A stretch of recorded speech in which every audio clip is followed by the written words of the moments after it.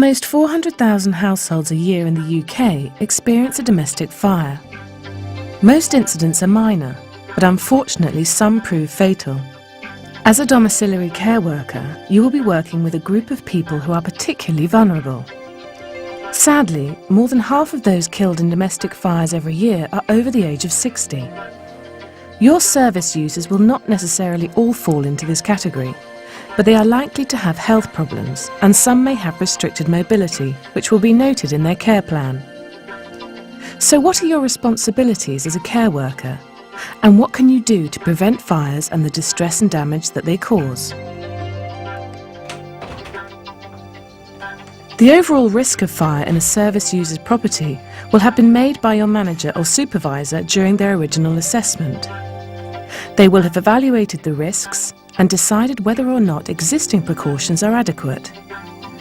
However, you are the one who will see any alterations in your service user's situation on a daily or weekly basis. As a domiciliary care worker, you have a legal responsibility under the Health and Safety at Work regulations to be observant and to report any hazards or risks that may affect your own or your service user's safety to your manager. You also have a legal responsibility not to put others at risk as a result of your actions or inactions.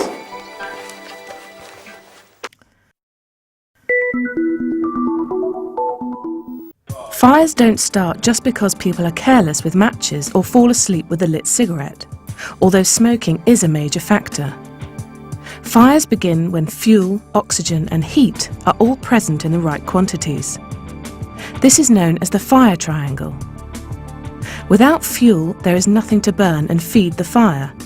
Without oxygen, a fire cannot breathe, and just like a human being, it will suffocate and go out. Without heat, the oxygen cannot ignite.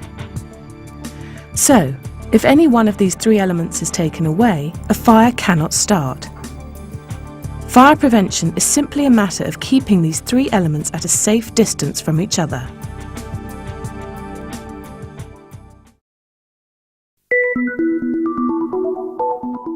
Let's look at some sources of heat within the average home.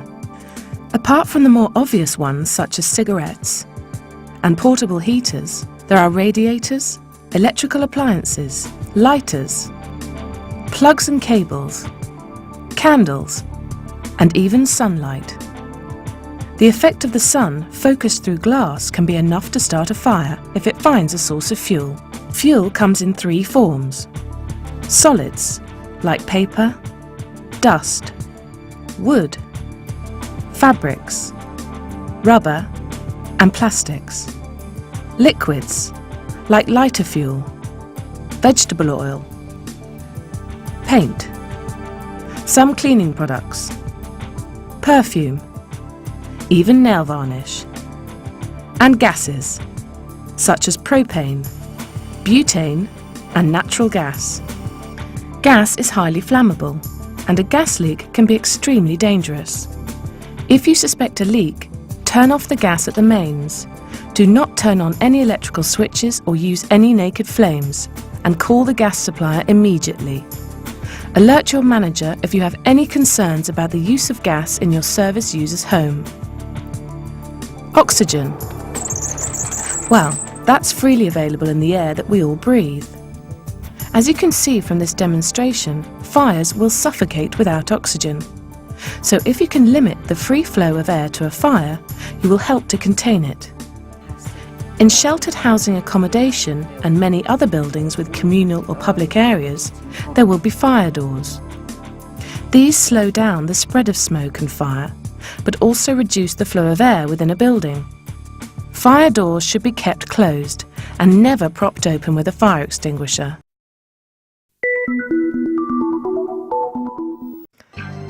The best defence against fire is to prevent it happening in the first place, and the most effective way of doing this is ensuring that the three elements that cause fires are kept apart. It is worth pointing out that as a domiciliary care worker, you have a legal obligation to be observant and to report any risks or hazards that could cause a fire in your service user's home. We talked about the need for heat to be present for a fire to ignite. A principal source of heat in every domestic environment is the electricity supply. Electrical faults are a major cause of domestic fires, so you should make a habit of regularly checking electrical appliances within your service user's home. Look out for frayed cords on kettles, vacuum cleaners and irons. You should not use any items that are in this condition. If you discover damaged appliances, you should inform your service user and, if necessary, your manager. Electric blankets must be serviced annually. Some areas have free testing centres, or alternatively, retailers where the item was bought will often offer this service.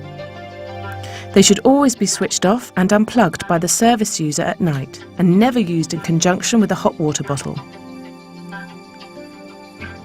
There should be a free flow of air around the television set to prevent it from overheating, and vases should not be put on top. If the water spills into the electrics, it may cause a short in the electrical circuit, and this could easily start a fire. Another major fire risk is posed by candles and tea lights, which have been placed on furniture or televisions and left to burn out. The flame causes the surface of the furniture to heat up, and in some cases the candle will melt and the tea light can fall. If one falls into the TV, it could ignite the interior.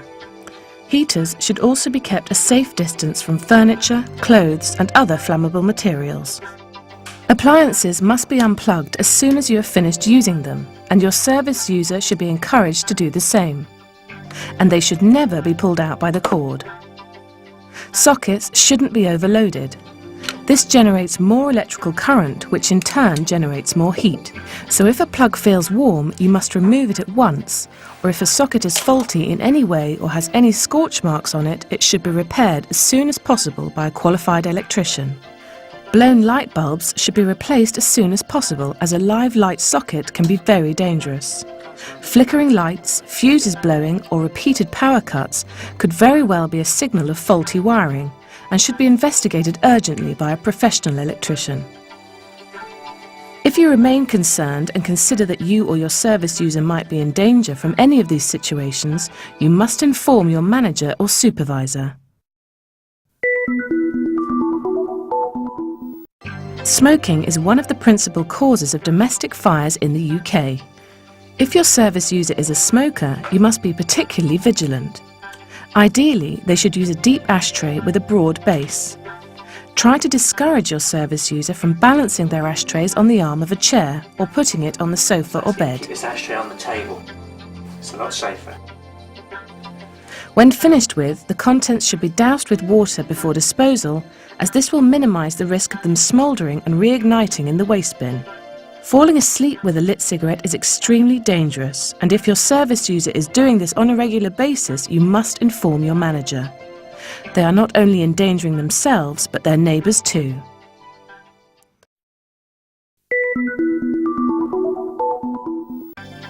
The possibilities for heat, fuel and oxygen to meet up in the kitchen are numerous. If you see newly melted or scorched handles on pans, you should be concerned. Mention it to your service user and establish if they are leaving pans unattended or handles overhanging heated rings. Oh, and this here as well. Matches and lighters should not be left close to gas rings, and all appliances should be switched off and unplugged after use. Don't leave flammable material like paper near to sources of heat, such as a toaster. One of the most common sources of fire in the home is the chip pan or deep fryer. Hot oil should never be left unattended. If it does catch fire, do not throw water on it. It will only make matters worse. As soon as the water meets the hot fat, it turns to steam and expands in the pan, causing the hot oil to spill out violently. Turn off the heat if possible. Provided that the fire is small and contained, it may be possible to smother it, to deprive it of oxygen, either with a lid, a fire blanket, or a damp cloth, and leave it to cool. The same method of smothering the fire can be used on any other small, controlled fire within the home, but only if there is absolutely no danger to yourself.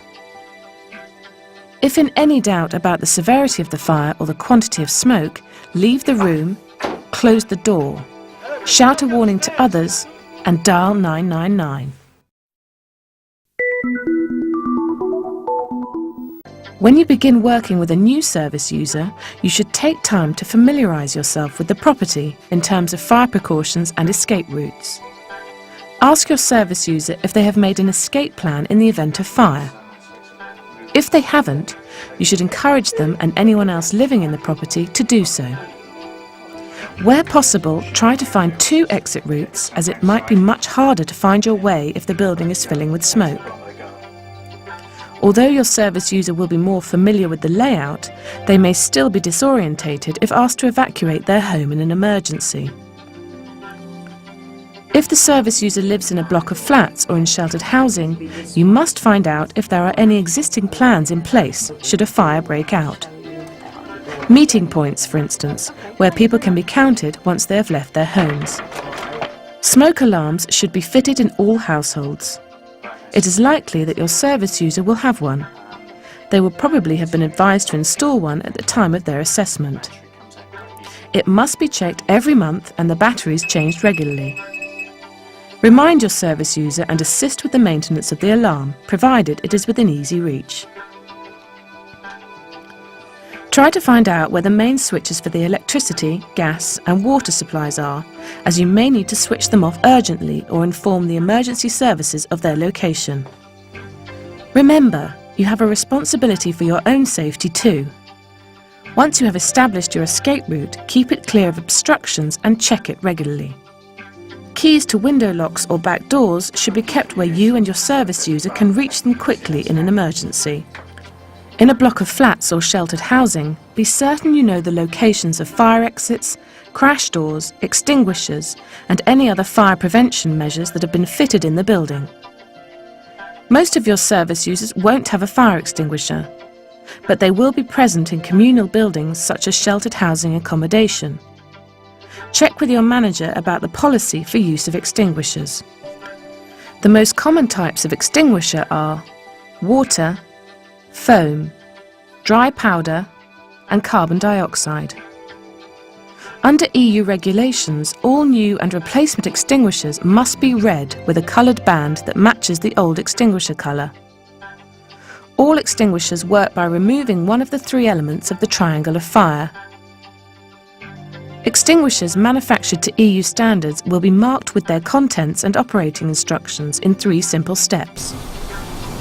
Operation of fire extinguishers is simple, but a few rules need to be followed. Remember the acronym PASS. Pull out the safety pin. Aim the nozzle at the fire. Squeeze the trigger. And sweep. Use a sweeping motion. When pulling out the safety pin, don't hold the trigger, as this may grip the pin, preventing its removal.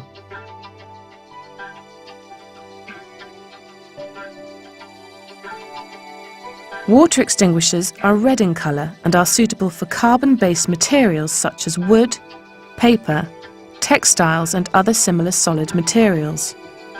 To operate, pull out the safety pin. This will break the plastic seal, which indicates whether the extinguisher has been used before. Carry the extinguisher to a safe distance from the fire, 6 metres or 20 feet if possible. Place the extinguisher on the floor and kneel down next to it. Point the nozzle at the fire and squeeze the trigger. Always keep low.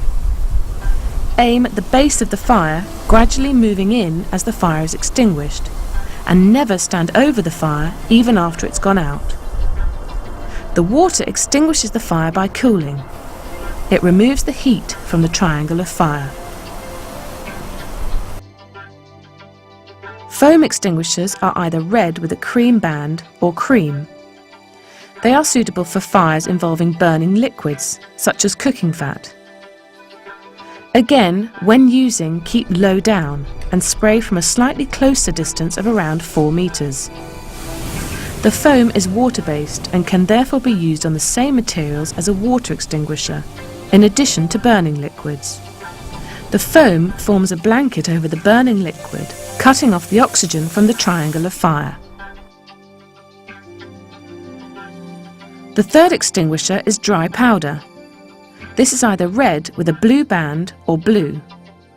It is for use on electrical equipment, machinery, flammable liquids and gases, paper, wood, textiles and fabrics. Dry powder works by covering the fire in a cloud of powder, thereby cutting off the oxygen supply and suffocating the fire. Again, keep low down at a safe distance until the fire has been extinguished. It's recommended for use only in kitchen and boiler room areas. If used in confined living areas or corridors, it could impede a rescue or escape by reducing visibility. It is extremely messy. Finally, we have the carbon dioxide extinguisher. This is either red with a black band or black. Again, this extinguisher is used on fires caused by electrical equipment, burning liquids, and if there is no risk of explosion, on burning gases. It works by covering the fire with a cloud of carbon dioxide, again cutting off the oxygen supply. With this extinguisher, you need to be closer to the fire for it to be effective. Do not touch the horn or the connecting pipe, as there can be a build-up of frost and ice, which may cause cold burns.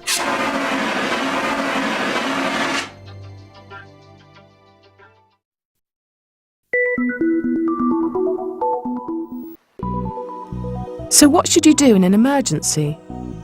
If fire does break out while you are actually at the service user's home, your priority is safe evacuation of the premises. Alert other people in the property. Remain calm, and providing you can get to a telephone, dial 999. You will be answered by an operator who will ask which emergency service you require. Hello? Hello, Fire Brigade. You will be connected to the fire operator who will ask how he or she can help. Hello, my name's Robert. Stay calm. I'm a Don't carer, shout. and we've got a fire Speak at clearly, 56 Park Avenue. giving your name, Downstairs. the address of the property, and information about who is with you. Be as accurate as you can. Landmarks might help fire crews, particularly in remote rural areas. Postcodes are helpful but not essential. Be ready to give more details if required. They may ask if you know the cause of the fire and if anyone is trapped or hurt. Right, it's at 56 Park Avenue. The fire operator will Downstairs. advise you what action to take. By a cigarette press. They may suggest that for your own safety you leave the property and allow the fire service to rescue your service user, Right, okay, I'll do in that. which case you should leave them in a safe position, ideally on the floor, and if possible within reach of the phone. Make a precise note of where they are so that you can give details to the emergency crew. If smoke is already starting to fill the area, stay low to the floor where you will find fresher, cooler air. Hot air rises automatically. Cover your face with a damp cloth if possible. This will offer you some protection against toxic fumes as well. Many people still have old upholstered furniture that does not comply with modern safety standards. To know whether furniture is safety compliant, look for a label on any external surface of the item stating that it complies with the 1988 safety regulations. Polyurethane foam gives off toxic fumes and burns very fast, so it's a good idea to be aware of this in the event of fire. If you are not sure where the fire has spread, you should check doors before entering a room. Feel the door with the back of your hand. Don't use an open palm to test the door. A burn to this area is likely to be more debilitating and may leave you less able to use your hand to help yourself or others. If you feel any heat, don't enter the room. Opening the door will allow more air in to feed the fire. If a door is safe to pass through, close it firmly behind you. If you are trapped, block any gaps under doors between you and the fire, preferably with a damp towel or blanket. It may then be safe to open a window to get fresh air and to signal for help. Wait to be rescued. Don't jump unless you are told to by the emergency services. If there is an agreed meeting point, assemble there so that the fire service knows you are safe and not trapped in the building.